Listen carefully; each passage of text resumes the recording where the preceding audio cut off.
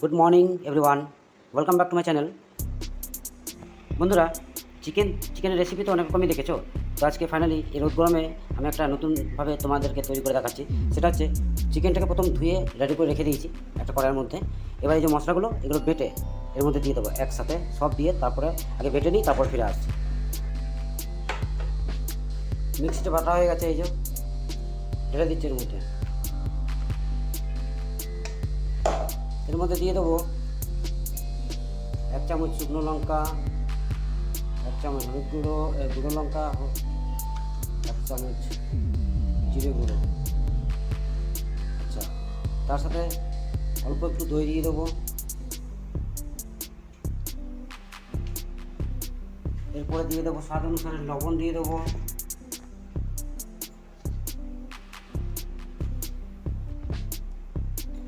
এবার তেল দিয়ে দেবো, সরষের তেল।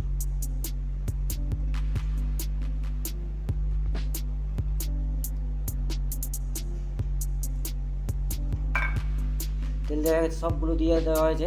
এবার এগুলোকে মাখিয়ে খানিক 10 মিনিট রেখে দেবো। 10 মিনিটের পর কড়াইটা উনুনে চাপিয়ে দেবো। তো আগে 10 মিনিট রাখি, তারপর ফিরে আসছি। সো গাইস, 10 মিনিট রেখে দিয়েছিলাম। এবার এটা কড়াইয়ে চাপিয়ে দেবো। কড়াই চাপিয়ে দিলাম। এবার সিম আছে, এটা হতে দেবো। এতে কী হবে, এই রোদ গরমে অন্তত ক্যান্টিন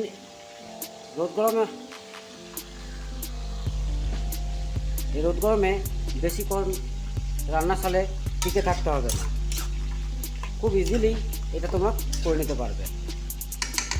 রেখে দিলাম, এবার দুটো করে হতে দিই। 10 মিনিট পর ফিরে এলাম গাইস কিছুক্ষণ পর। ঢাকনাটা সরিয়ে দেখো আমি একটু টমেটো সস দিয়ে দিয়েছি। দেখো টমেটো সস, এতে কালারটা খুব সুন্দর আসবে। তো একবার ঘেটে নিয়েছি, আরেকবার ঘেটে নিই,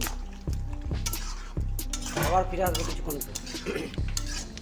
এই প্রসেসে রান্না করলে কী হবে, সময় যতক্ষণ লাগুক না কেন, কিন্তু এখানে মানে গ্যাসের সামনে চুপচাপ দাঁড়িয়ে থাকতে হবে না। এই গরমে রান্নাও হবে, একটু রেস্টও নেওয়া হবে এই প্রসেসে রান্না করলে। বাড়িতে পারলে তোমরা ট্রাই করবে।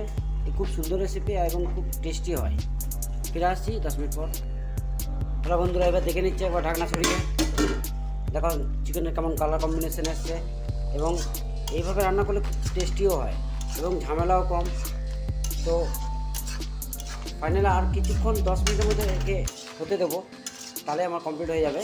দেখো কী সুন্দর কম্বিনেশন, কালার কম্বিনেশন, এবং কী সুন্দর স্মেল এসছে একটা।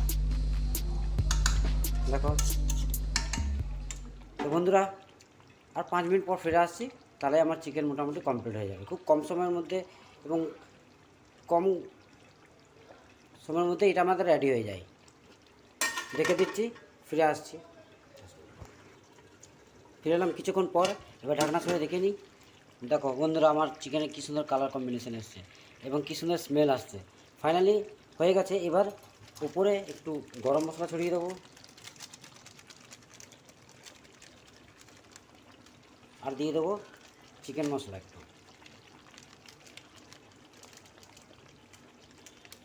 এবার একবার ঘেটে নামিয়ে নেব।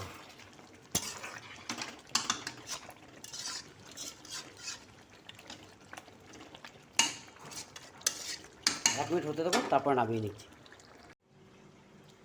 সো গাইস, দেখো নামিয়ে দিয়েছি। দেখো আমার চিকেনের কী সুন্দর কালার এসছে, এবং স্মেলটাও বেশ ভালো, এবং খুব সহজে তাড়াতাড়ি তৈরি হয়ে যায় এই চিকেন। পারলে তোমরা বাড়িতেও এই রেসিপিটা ট্রাই করবে। আর ভালো লাগলে চ্যানেলটাকে লাইক, কমেন্ট এবং সাবস্ক্রাইব করে দেবে।